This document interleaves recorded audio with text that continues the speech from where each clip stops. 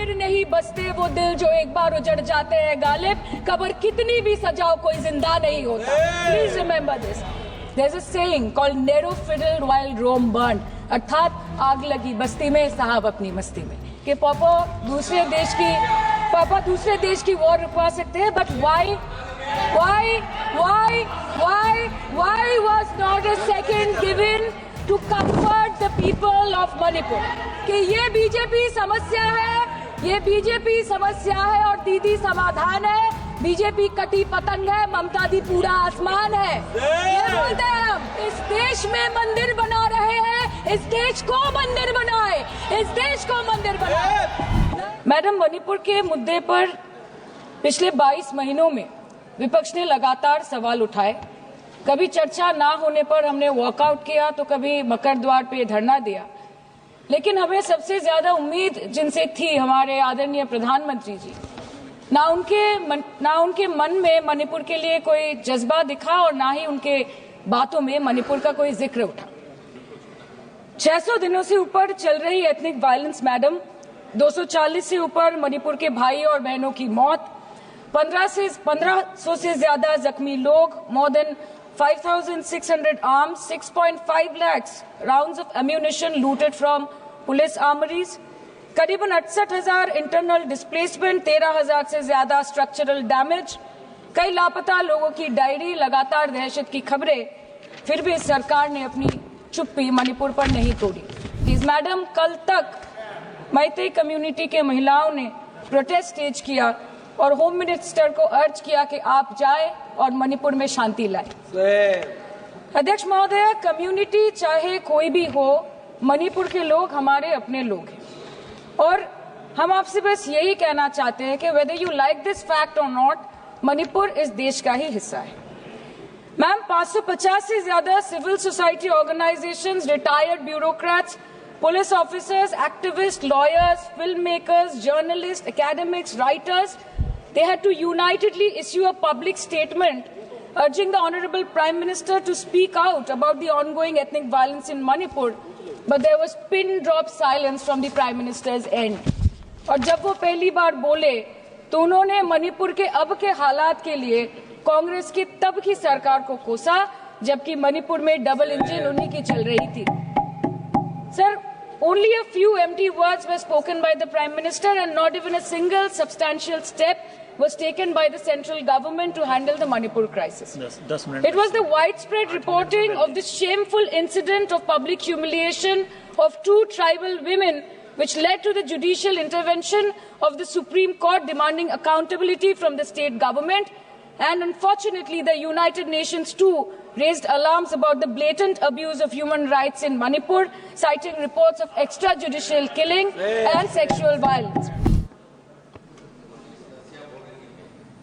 मणिपुर पर इसी सदन में बार बार बातें रखी गई, नहीं रखी गई, रखी स्पीच रखी गई, गलत बात है। और गृह मंत्री जी भी, प्रधानमंत्री जी भी अपने भाषण के क्रम में वहां की स्थिति को बड़ी स्पष्टता के साथ रखे हैं।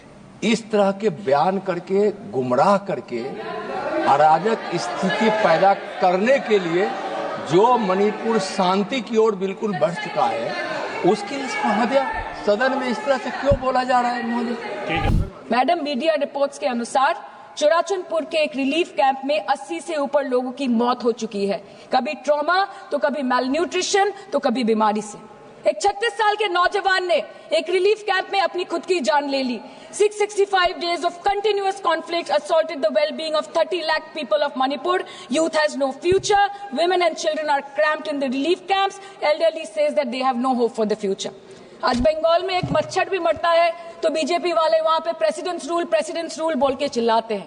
लेकिन जब तक आपके डबल इंजन राज्य में आपके ही मुख्यमंत्री ने इस्तीफा नहीं दिया, तब तक आपको ख्याल नहीं आया कि जिंदगी धूप तुम घनास आया।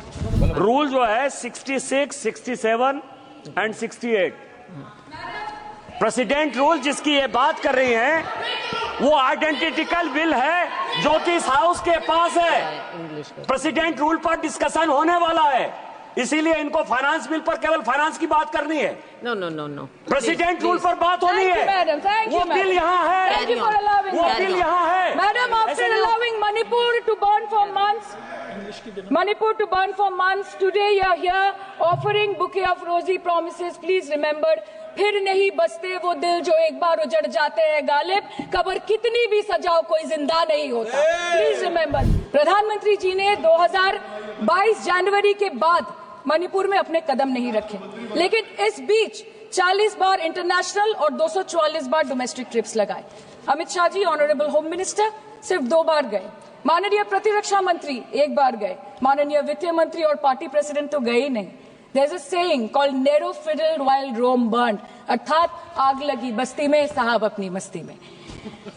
मैडम, सिर्फ एक ही बात बोलनी है कि पापा दूसरे देश की वॉर रुकवा सकते हैं, but why was not a second given to comfort the people of Manipur? As per Madam, महोदया, यह सदन please don't take it personally, sir. पर खड़ा होकर बोलने का नहीं है। और उनको पता नहीं है कि जब गृह मंत्री जी वहां गए, वैसे क्षेत्रों में गए, प्रधानमंत्री जी के निर्देश का पालन करने के लिए गए, और ऐसे क्षेत्रों में जहां इन लोग कभी जाने का हिम्मत नहीं किया। और वही धरती गवाह है, जब वहां इन लोगों के राज्य में जब वहां हिंसा भड़की थी, 10,000 से ज्यादा लोग मारे गए थे। क्या यहाँ सदन को क्यों गुमराह किया जा रहा है? और बजट पर the Home Ministry, the Home Affairs was said that the ministry will talk to both the groups so as to bridge the ethnic divide at the earliest, पर उस ब्रिज का टेंडर अभी तक पास नहीं हुआ। The bridge has not yet been constructed. Mr. Shah visited Manipur on 29th May 2023 and constituted a peace committee under the chairpersonship of Governor of Manipur, but there has been no development since. बाद में देखा गया that the governor को जबरदस्ती वहां से हटा दिया गया because she echoed the voice of the people of Manipur, saying that Manipur के लोग दुखी है, मणिपुर के लोग अपसेट है। उन्होंने सिर्फ मांगा था कि प्रधानमंत्री एक बार आए और उनसे मिले। इसमें इतनी गलत बात कुछ नहीं है madam. Is this the reason why the government always shies away from discussion and debate? The truth is, double engine ran over the people of Manipur. The double engine, your double engine, ran over the people of Manipur. And on the other hand, we have our leader, madam. जब कभी भी कहीं कोई दुर्घटना घटी, जब कहीं बस्ती में आग लगी, जब कहीं आंधी उठी, हमारी लीडर वहां खुद जाके खड़ी हो गई। और जहां खुद नहीं जा पाई, वहां पे उन्होंने अपना डेलीगेशन भेजा, चाहे वो हथरस हो या लखीमपुर खीरी, चाहे वो सिंगू बॉर्डर हो या वायनाड या वो मणिपुर हो, हमेशा वो दूसरों की उम्मीदों पर खड़ी उतरी। इसलिए हम गर्व के साथ बोलते हैं, हम गर्व के साथ बोलते हैं कि ये बीजेपी समस्या है, ये बीजेपी समस्या है और दीदी समाधान है। बीजेपी कटी पतंग है, ममता दी पूरा आसमान है, ये बोलते हैं हम। और अंत में मैडम मैं बस इतना ही कहना चाहती हूँ कि आप मणिपुर का बजट बनाए, सप्लीमेंट्री बजट बनाए। इस देश में मंदिर बना रहे हैं, इस देश को मंदिर बनाए, इस देश को मंदिर बनाए।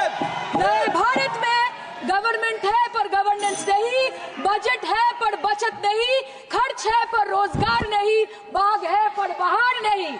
ऐसे भारत को हम जानते नहीं, ऐसे सरकार को हम पहचानते नहीं। आज माननीय